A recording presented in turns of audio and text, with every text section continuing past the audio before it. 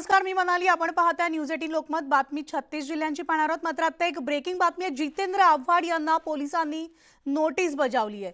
Notice मिळाल्यानंतर देखील जितेंद्र आव्हाड आंदोलनावर ठाम आहेत. राज्य सरकारनं नवीन अभ्यासक्रमात लागू केलेले श्लोक हे पुन्हा मनुस्मृती निर्माण करणारे आहेत, असा दावा जितेंद्र आव्हाड यांनी केलेला आहे.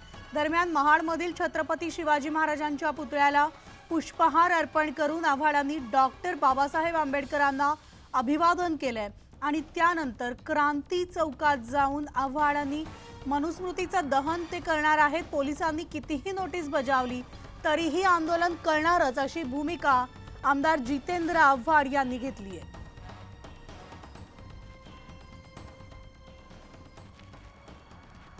तर आपण थेट अपडेट जाणून घेऊयात. आमचे प्रतिनिधी प्रमोद पाटील आपल्यासोबत आहेत. प्रमोद, आव्हाडांचं नेमकं काय म्हणणं आहे? पोलिसांनी नोटीस बजावून देखील ते आंदोलनावर ठाम असल्याचं कळतंय. खरं आहे म्हणाले, ज्या पद्धतीने आपण बघत असाल मनुस्मृतीच्या संदर्भामध्ये जो काही विषय आलेला आहे पाठ्यपुस्तकात काही श्लोक समाविष्ट करण्याचा, त्याला प्रखर विरोध होताना दिसतोय आणि त्याच विरोधाला आता जितेंद्र आव्हाड हे बळ देताना दिसतंय. ते मनुस्मृतीची जे काही पुस्तक आहे ते आता जाळण्यासाठी स्वतः जितेंद्र आव्हाड जे आहेत ते महाडमध्ये आलेले आहेत. त्यांनी आत्ताच 10 मिनिटापूर्वी बाईट देताना सांगितलं आहे, पोलिसांनी आम्हाला कितीही नोटिसा बजावल्या तरी आंदोलन आम्ही थांबवणार नाहीत, आंदोलन हे सुरूच राहणार आहे.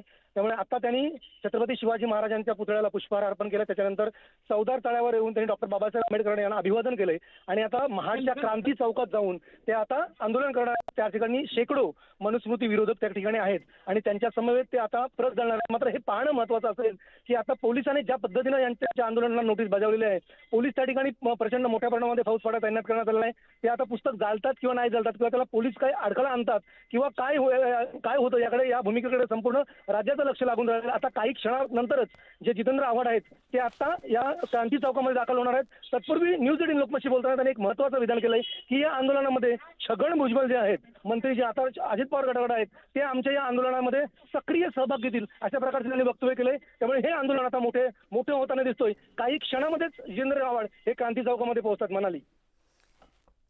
धन्यवाद या सविस्तर अपडेटसाठी प्रमोद. तुमच्याकडनं इथले सगळे अपडेट्स घेतच राहू.